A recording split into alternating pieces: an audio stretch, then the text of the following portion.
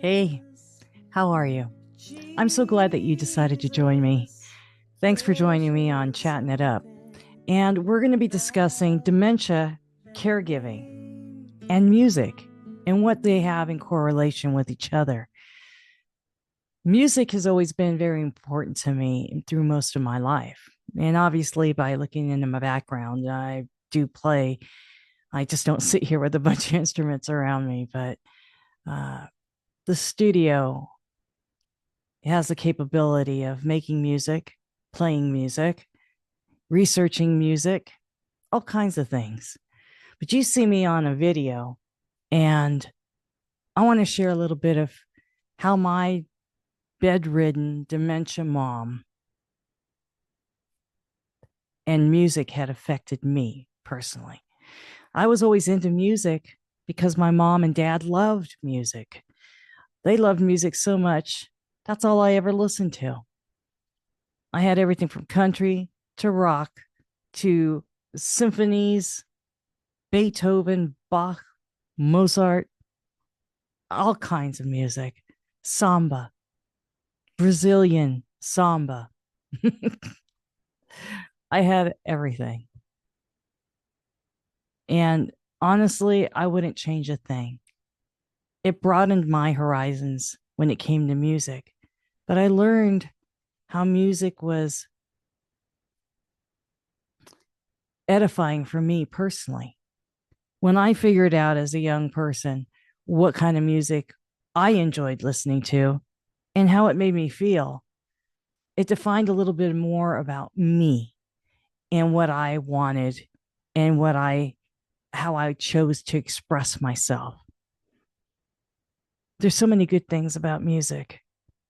It helped define who I was, where I wanted to be, who was like minded. There's a message to be learned with every song that's ever written, performed, or listened to. And with my mom, because music was such a vital part of her life, one thing I noticed with dementia is as the reality of your loved one is changing and their memories start to change, you find out that their music is also changing. They're very much aware of what music is prevalent today. But when you have conversations with them, you almost have to be a detective. And the reason why I say this is because the more you communicate with your loved one, they don't have to always make sense, but it's more of an investigative type of conversation that you learn where they are at. That is what makes the difference. Us as caregivers need to find out where our loved one is at. And a good indication of where they're at could be by the music that they are craving, the music that they are listening to, that they refer back to. It basically defines a time period. A lot of times when you're being a detective in dementia, you're finding out in conversation with your loved one that they keep saying they want to go home, and you're saying, well, we are home. What exactly home are they talking about? Talking about present day home? Are they talking about a home that they grew up in, their childhood home? Are they talking about a place that they thought was home? A place that before you even existed? There's so many different things, so many layers that you need to consider when it comes to dementia, because that loved one might be thinking of a period that you never really even existed yet. It's hard. But the interesting thing is, and this fascinated me about my mom, she did not forget one melody, one lyric, one song. We'd sometimes hop into the car and drive aimlessly to different places because she didn't get out that much. And when I was able to physically carry her and put her into the car, we'd drive and drive, and I'd make sure that the radio was playing and the music was playing. And she would just bask in it, just go, oh, I love this. I love listening to this music while we drive around. No destination.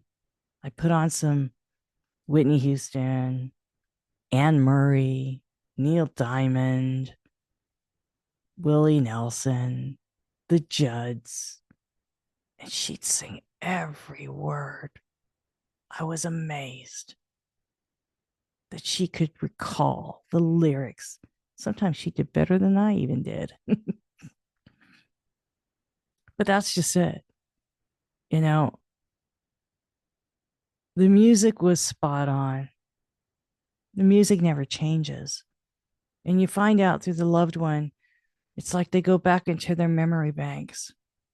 And they go back to their memory and they go, oh, yeah, I remember this song. I remember this. This reminds me of. It's the strangest thing.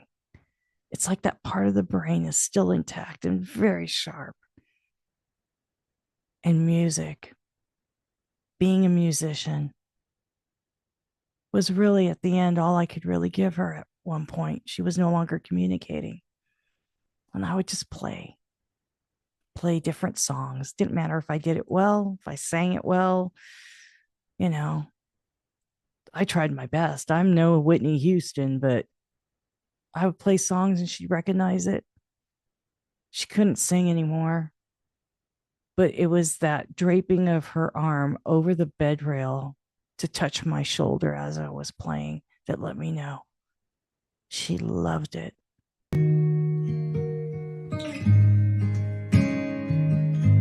And I believe in dreams again. I believe that love will never end. And like the river finds the sea, I was lost. Now I'm free, 'cause I believe in you and me. Jesus, Jesus, Jesus, there's just something about that name.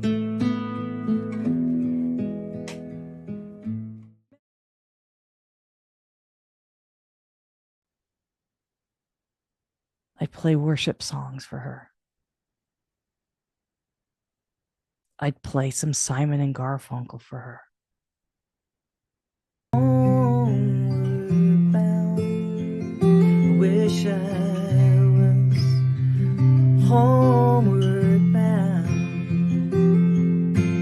Home, where my thoughts are escaping. Home, where my music's playing. Home, where my love lies waiting silently for me. Silently for me.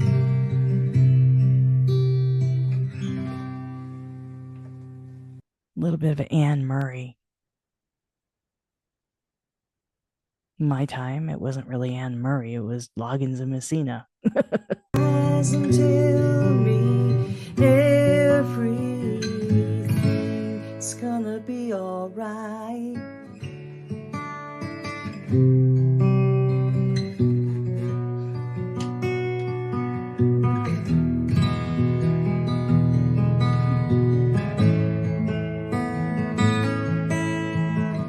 Even though we ain't got money, I'm so in love with you, honey.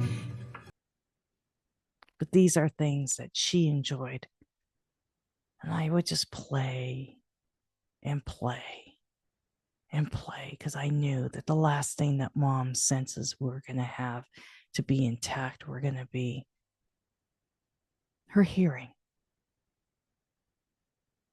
You know when your loved one is enjoying something, you know when they're in pain, you know when there's discomfort, and you know when it's calm and they're loving it. There's no mistaking that. You know, when music plays a major role in your life, it plays a major role in the beginning and at the end of the journey. And when you're in the midst of the journey as a caregiver, you bring the music. I happen to play an instrument. I can be a vocalist if I needed to be. But if you're not, sometimes a simple radio, a record, a CD, anything that plays music will suffice. I chose to do it live for my mom. But half of that is the journey of figuring out what era do they listen to? What do they enjoy? That's what you need to figure out. You know, do they want to hear things of their youth? Then you need to ask that. And if they're unable to talk, they will let you know. I'll never forget it when the hospice nurse told me, oh, believe me, if they're displeased with something, they will let you know. And I was like, really? And sure enough, they will let you know. Pretty much how you know with a baby what's acceptable and what's not. They're going to let you know. I think the greatest thing about music is it's such a universal language that even when you're in a precarious situation like this, it's still a universal language. And I'm so grateful that I have that gift to be able to give. I was blessed enough to be part of a hospice program where I was a part of their music therapy program. I just never thought that I'd be doing it for my mom and dad.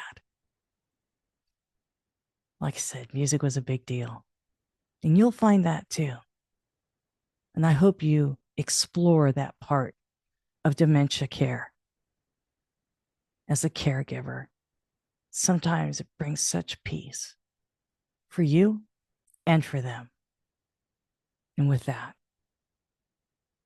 I say to continue to be blessed and always be good to yourself.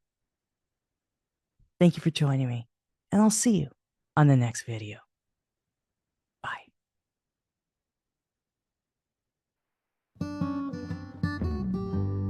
Hey, thanks for watching. And please remember to hit the subscribe button. We are trying to grow our channel and reach 1,000 subscribers. Now, for every new subscriber, these two nutheads right here, they're going to get a treat, so we will all be happy. Thanks for watching.